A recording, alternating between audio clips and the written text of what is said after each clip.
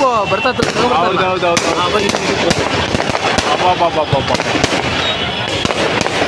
ಭಯಾನಕ ಭಯಂಕರ. ಎಷ್ಟು ಹೊಡೆದ್ರು ಆಗ್ಲಿಂದ.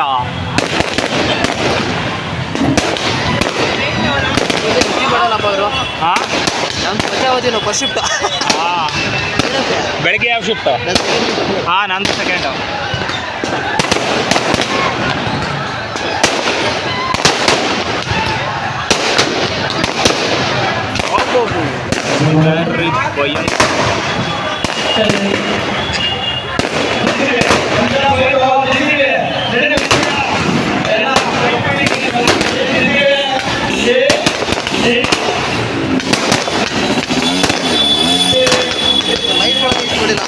ನೋಡಿಲ್ಲ, ನಾನು ನೋಡಿಲ್ಲ. ನಾನು ವರ್ಲ್ಡ್ ಕಪ್ ನೋಡಿದ್ದೇನೆ ಎಷ್ಟು ಸರಿ.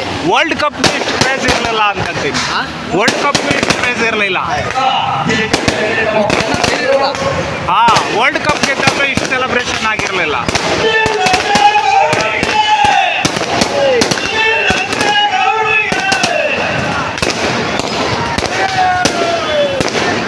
ಎಲ್ಲ ಕಡೆ LED ಎಲ್ಲ ಹಾಕಿರಲಿಲ್ಲ ವರ್ಲ್ಡ್ ಕಪ್ ಟೈಮಲ್ಲಿ ಅಲ್ಲ.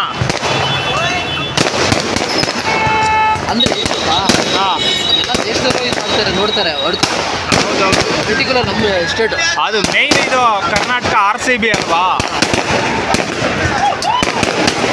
ಮತ್ತೆ ಹೊಸೂರು ಆಲ್ರೆಡಿ ಹೊಸೂರು ಮಾಡಿರಲಿಲ್ಲ. ಹಾಂ, ಸೆಲೆಬ್ರೇಟ್ ಮಾಡಿರ್ತಾರೆ. ಸೂಪರ್.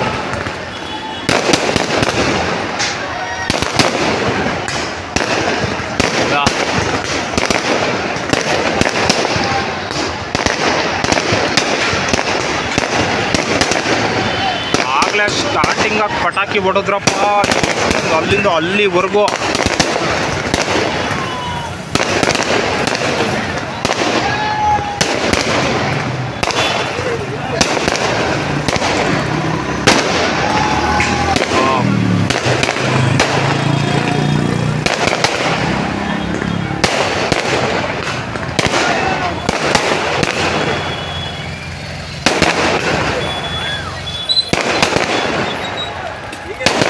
ಒಂಥರ ಅಲ್ಲ, ಹಾಂ, ಹೋಗ್ಬಿಟ್ಟು ಅನ್ಸ್ಬಿಡುತ್ತೆ. ಹೌದು. ಇದೇ ನಾವು ಮೊದಲು ಮಾಡಿಬಿಟ್ಟಿದೆ, ಈ ಥರ ಕ್ರೇಜ್ ಇರಲ್ಲ. ಹೌದು.